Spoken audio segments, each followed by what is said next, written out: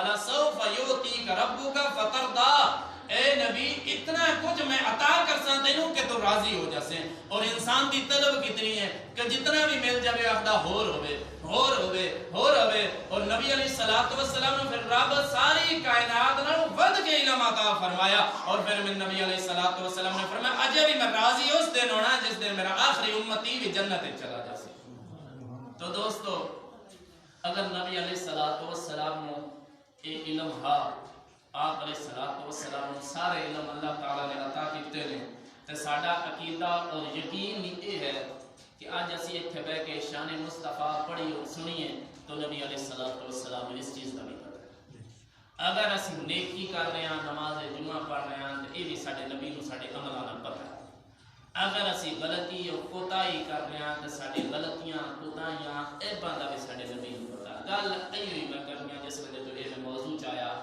کہ جدوں اسی نیکی کرتے ہیں تو ساڈا نبی ساڈے تے خوش ہوندا ہے کہ میرا امتی جنتیاں والے کام کر رہا، اور میں راضی بھی تاں ہوسا کہ میرا امتی جنت جاوے، مینوں سکون ملدا، راہ تو سکون ملدا۔ لیکن جدوں اسی گناہ کرتے ہیں تو کبھی سوچیا ہے کہ میرے نبی پاک صلی اللہ علیہ وسلم نے اس چیز کا علم ہے، میں غلطی کر رہا، میں کسی نے زیادتی کر رہا، میں جھوٹ بول رہا، کسی نے ٹھگی کر رہا، فراڈ کر رہا، کسی نے دھوکہ دے رہا، کسی نے نقصان دے رہا، یا نماز دا ٹائم آ گیا میں نماز نہیں پڑھ رہا، رمضان شریف دے روزے آئے میں نے کبھی احساس ہی نہیں آیا، میں روزے گزر گئے سارے، میں روزے نہیں رکھے، اور ادب و حیا احترام بھی روزے ادا نہیں کیتا، اگر مال و دولت آج تک فرصت ہی نہیں ملتی ہے۔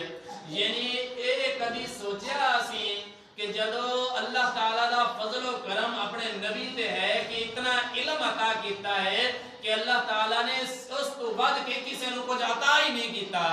اور پھر آدم علیہ السلام نے رب اتنا علم عطا کرے کہ تاریخ تفاسیر لکھ دیا نے کہ جدو فرشتیاں نو اللہ تعالیٰ نے پوچھیا نا کہ دسو آ کی چیز ہے، فرشتیاں نے آکھا سبحانک لا علم لنا الا ما علمتنا، اے اللہ تعالیٰ دی ذات پاک تو ہی جاندا، سانو کوئی پتہ نہیں اے کی ہے۔ اودو رب نے آدم نو پوچھیا علم آدم الاسماء ثم علم آدم الاسماء کلھا، اللہ تعالیٰ نے سارے سکھا دیتے آدم علیہ السلام نے سارے نام، پھر آدم نے پوچھیا ہن تو دس، آدم علیہ السلام تفسیرہ لکھ دیا نے کہ آدم علیہ السلام نے پوچھیا گیا کہ اے کی چیزاں نے،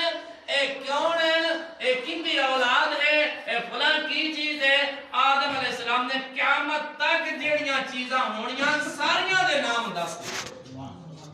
اج وہ چیزاں ہونیاں نے، آج اسی آج پیدا ہوندے پے شاید ساڈے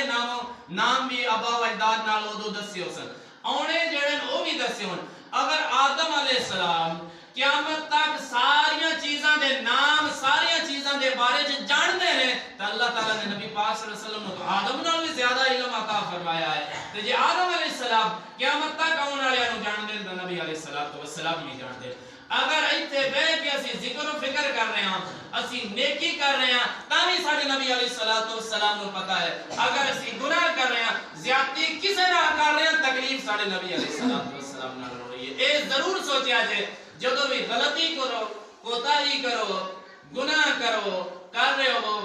اگر اپنی جان دی فکر نہیں کرتے ہو تو نہ کرو، لیکن نبی علیہ السلام دی فکر ضرور کرو کہ میرے نبی علیہ السلام نو تکلیف پہنچ دی ہے ساڑے غلط کاریاں نال، ساڑے غلط رویاں نال، ساڑے غلط سوچ نال، ساڑے غلط انداز نال، ساڑے نبی نو تکلیف پہنچ دی ہے۔ اور یہ بھی حدیث پاک دا ہے کہ 8 دناں چ ایک باری نبی دی بارگاہ چ امت دے اعمال پیش ہوندے نے، والدین دی بارگاہ چ